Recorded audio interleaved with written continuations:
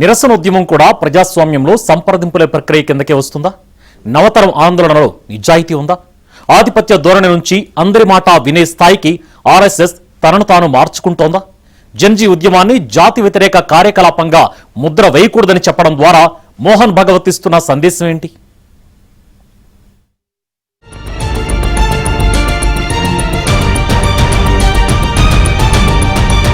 ఎలాంటి సాక్ష్యాలను పరిశీలించకుండా ఒక వర్గానికి మద్దతు ఇవ్వాల్సి వస్తే నేను జెన్జీ వైపు ఉంటాను అని ఆర్ఎస్ఎస్ సర్సంచాలక్ మోహన్ భగవత్ ప్రకటించారు. యువత దూకుడు, కాక్రోచ్ జనతా పార్టీ నిరసనోద్యమాల నేపథ్యంలో భగవత్ వ్యాఖ్యలకు విపరీతమైన ప్రాధాన్యం ఏర్పడింది. ఇంతకాలం ఆర్ఎస్ఎస్ ఆలోచన విధానానికి ప్రస్తుతం మోహన్ భగవత్ మాటలకు పొంతన లేకపోయినా సమకాలీన సామాజిక ఆలోచన విధానానికి దర్పణం పట్టింది. ఇప్పటిదాకా ఒక లెక్క, ఇకపై మరో లెక్క అని భగవత్ చెప్పినట్లయింది. రాజకీయ దురుద్దేశంతో నిరసనోద్యమాలు ఉద్భవిస్తున్నాయన్న పాతకాలపు వాదనలకు స్వస్తి చెప్పేందుకు ఆర్ఎస్ఎస్ సిద్ధమవుతోందని అనుకోవాలి. జెన్జీ మనోవేదన నిజమైందేనని, వారి ఆందోళనలో నిజాయితీ ఉందని ఆర్ఎస్ఎస్ మార్గదర్శి గుర్తించినట్లయింది.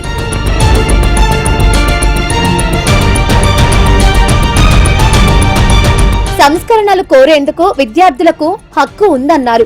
జెన్జీ నిరసనలు నిర్వహించకూడదని తాను ఎన్నటికీ అనబోనని స్పష్టం చేశారు. వారి ఉద్యమాన్ని దేశ వ్యతిరేక కార్యకలాపంగా ముద్రవేయడం సరికాదని హెచ్చరించారు. జంతర్ మంతర్లో పోలీసులకు నిరసనకారులకు మధ్య వివాదం ఏ విధంగా తలెత్తిందో కానీ యువతరంపై తన విశ్వాసం అచంచలమైనదని భగవత్ స్పష్టం చేశారు. India's international movement to United nations సంస్థ 15వ వార్షికోత్సవ సభ సందర్భంగా భగవత్ కీలక వ్యాఖ్యలు చేశారు. యువత ఇప్పుడు పెద్దలను గుడ్డిగా అనుసరించడం లేదని, ప్రశ్నించే తత్వాన్ని అలవాటు చేసుకుని సహేతుకమైన సమాధానాలు రాబడుతున్నారని, అందులోనూ ఒక భావోద్వేగంతో కూడిన ఆలోచన విధానం ఉందని భగవత్ విశ్లేషించారు. ప్రజాస్వామ్యంలో నిరసన కూడా న్యాయమైన చర్చల్లో భాగమేనని ఆయన ఒప్పుకున్నారు. నిరసనతో ఏకాభిప్రాయం సాధించాలే తప్ప అదే సంఘర్షణ దిశగా పయనించకూడదని భగవత్ హితవు పలికారు.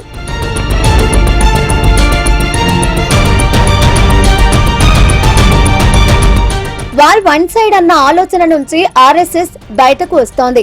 ఇటీవలి కాలంతో యువతరం ఆలోచనలకు గౌరవం ఇస్తోంది. దేశ రాజకీయ భవిష్యత్తు తొలిసారి ఓటు వేసే యువతరం చేతుల్లో ఉందని ఆర్ఎస్ఎస్ ఒక అభిప్రాయానికి వచ్చింది. యువ భారతావని ఆశయాలు, ఆకాంక్షలు మారుతున్నాయని కూడా సంఘ్ గుర్తించింది. పెత్తందారితనం, ఆధిపత్యంతో జెన్జీని దారికి తీసుకురావడం అసాధ్యమని తేల్చేసింది.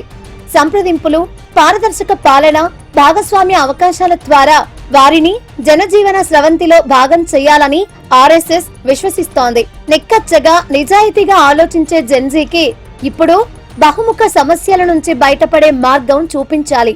నిరుద్యోగం, పోటీ పరీక్షల్లో ఉత్తీర్ణత సాధించడం ఒక వంతైతే, సమాచార విప్లవం పెరిగిపోతున్న రోజుల్లో రాజకీయాల పట్ల వారి అవగాహన మారుతోందని అర్థం చేసుకోవాలి.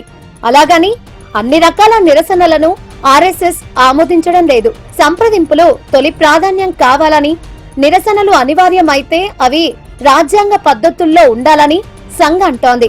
నిజమైన సమస్యల పరిష్కారానికి నిరసనలే ప్రజాస్వామ్యబద్ధ పరిష్కారమని కూడా ఆర్ఎస్ఎస్ ఒప్పుకుంటోంది.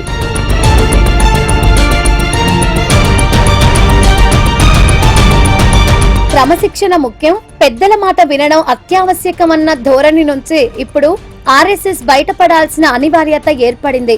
చిన్నవారైనా బుద్ధిజీవుల మాటలను వినాల్సిందేనన్న నిర్ణయానికి వచ్చారు. భావోద్వేగంతో కూడిన అసహనంపై వ్యతిరేకత వ్యక్తం చేసే ఆర్ఎస్ఎస్ వ్యవస్థకు వ్యతిరేకంగా మాట్లాడే వారిని కూడా భరించలేని స్థితి నుంచి బయటకు వచ్చి, అలాంటి వారు కూడా ఈ జాతిలో భాగమేనని, వారి ఆగ్రహానికి అర్థం ఉందని అంగీకరిస్తోంది.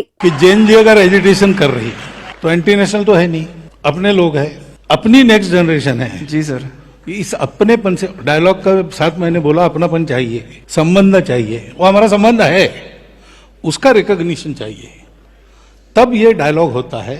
वहाँ की बात हमको समझ में आती है, हमारी बात वहाँ समझ में आती है, ये होता है, तो होना चाहिए। और जैनजी वगैरह ऐसी है, ऐसा मैं तो बिल्कुल नहीं मानता। आपके विदाउट इट कॉन्टेक्स्ट भी जब पूछा गया तब मैंने बताया, और आज भी मैंने आपके सामने बोला है कि मुझे लगता है कि ये जो नई पीढ़ी है जेन जी जेन अल्फा, ये अभी जो हमारी एग्जिस्टिंग पीढ़ी है उससे ज़्यादा ऑनेस्ट है। अरे वाह, बढ़िया है। और देशभक्ति और सेवा का ऑनेस्ट अपील उसमें चलता है। జెన్జీ ఉద్యమాలు, సీజేపీ నిర్వహించిన జంతర్ మంతర్ నిరసనలతో సంఘ్కు భవిష్యత్తు పరిస్థితులు తెలిసొచ్చాయి అనుకోవాలి. కేంద్రంలో అధికారాన్ని చెలాయిస్తున్న బీజేపీ ఎదుర్కొంటున్న ఒత్తిడి నుంచి ఆ పార్టీని బయటపడేయాలంటే వాస్తవాలు ప్రస్తావిస్తూ కనువిప్పు కలిగించాలని ఆర్ఎస్ఎస్ ఒక నిర్ణయానికి వచ్చింది. ఇప్పటికైనా తెలుసుకోండి, తెలుసుకుందామన్న ధోరణిలో హిందూవాదులను సంస్కరించే ప్రక్రియ కూడా ఇదే కావచ్చు.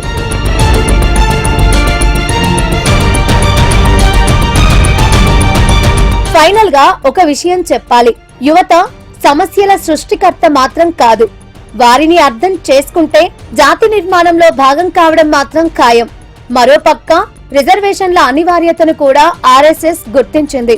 వెనుకబాటుతనం, అసమానతలు ఉన్నంత వరకు రిజర్వేషన్లు ఉండాల్సిందేనని తేల్చి చెప్పింది.